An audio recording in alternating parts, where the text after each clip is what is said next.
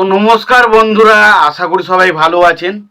তো বন্ধুরা, এখন যে বিষয়টা নিয়ে কথা বলবো, তো সেটা হলো মিঠুন চক্রবর্তী ফাইনালি একটা ফেসবুক পেজের একটা সংবাদ মাধ্যমে ইন্টারভিউ হচ্ছিল। সেখানে দেবশ্রী ম্যাডাম এবং মিঠুন চক্রবর্তী উপস্থিত ছিলেন এবং তাদেরকে এই যে ফিল্মে চান্স পাওয়া নিয়ে কিছু কথা বলার জিজ্ঞেস করলে সেখানে যে উত্তরটা তারা দেয় সেটা নিয়ে কিন্তু বিভিন্ন জায়গাতে বিভিন্ন রকম বিতর্ক চলছে।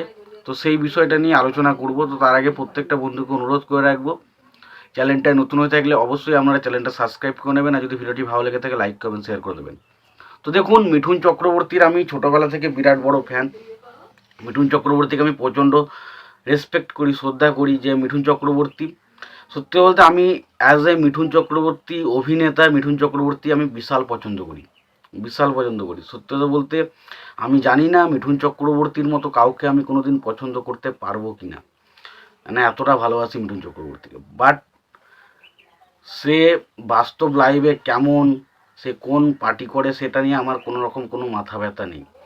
আমি তাকে ভালোবেসেছি তার অভিনয়, তার অ্যাকশন, তার ডায়লগ ডেলিভারি, এইগুলো দেখে আমি তাকে পছন্দ করি। আমি কিন্তু কখনোই তার বাস্তবে সে কার সাথে কার সম্পর্ক রয়েছে, বা সে কোন পার্টির সাথে যুক্ত, বা সে এইসব জিনিসের সাথে আমার কোনো কিন্তু মোটিভ নেই।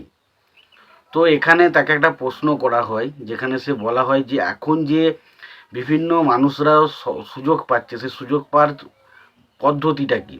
তো সেখানে তিনি পরিষ্কারভাবে একটা কথা বলেন যে দেখুন, এখন বর্তমানে সুযোগটা পাওয়ার প্রথম কারণ হচ্ছে, দেখুন সোশ্যাল মিডিয়ায় যাদের অতিরিক্ত ফ্যান রয়েছে, যা ফলোয়ার্স রয়েছে না, তাদেরকে কিন্তু সুযোগ দেওয়া হচ্ছে।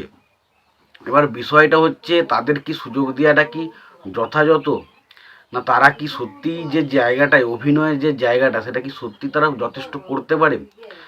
তো আমার মনে হয় দেখুন, এইখানের ক্ষেত্রে সবচেয়ে বড় ভুল রয়েছে, এবং মিঠুন চক্রবর্তী তাদের মতে যে এই জিনিসটা কিন্তু তারা ভুল করছে, যে তারা শুধুমাত্র সোশ্যাল মিডিয়ায় কিছু ফলোয়ার্স দেখে তাদেরকে কাজ দিচ্ছে, কিন্তু বাট যাদের ফলোয়ার্স নেই তাদেরকে কিন্তু তারা সুযোগ দেওয়ার চেষ্টা করছে। হয়তো হতে পারে যে যাদের ফলোয়ার্স নেই তারা হয়তো ভালো একটা সুযোগ করতে পারে।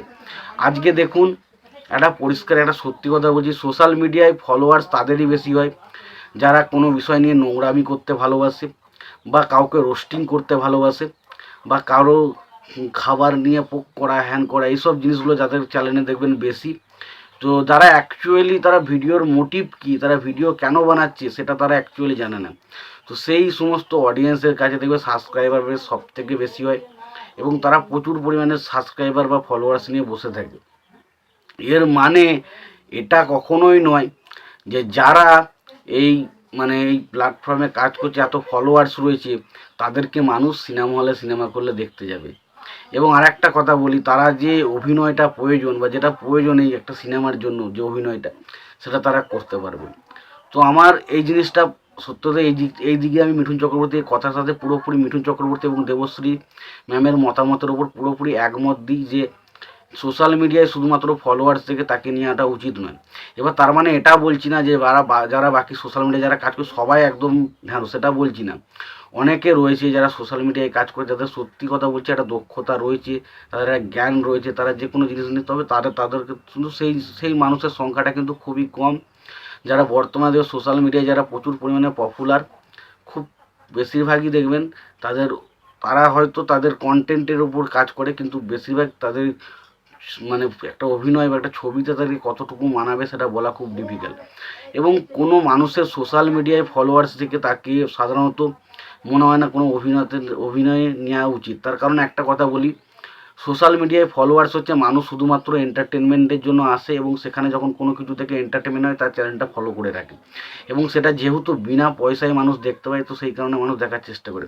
কিন্তু তাই জন্য ওই মানুষটাকে দেখার জন্য মানুষ হলে গিয়ে টিকিট কাটবে, এটা কিন্তু সত্যি কথা একটা পুরো বেকার কথাবার্তা, যেটা হলো বেকার কথাবার্তা। সত্যি এই কারণে আমি একটু বলতে চাই, দেখুন সোশ্যাল মিডিয়ায় যারা ফলোয়ার্স রয়েছে বা নেই তাদের উদ্দেশ্য বলছি না, আমি বলতে চাইছি এমন মানুষদেরকেই খুঁজে বার করা উচিত যারা সত্যি সেই কাজটার যোগ্য, বা সেই কাজটা করতে পারবে সেরকম মানুষকেই চান্স দেওয়া উচিত।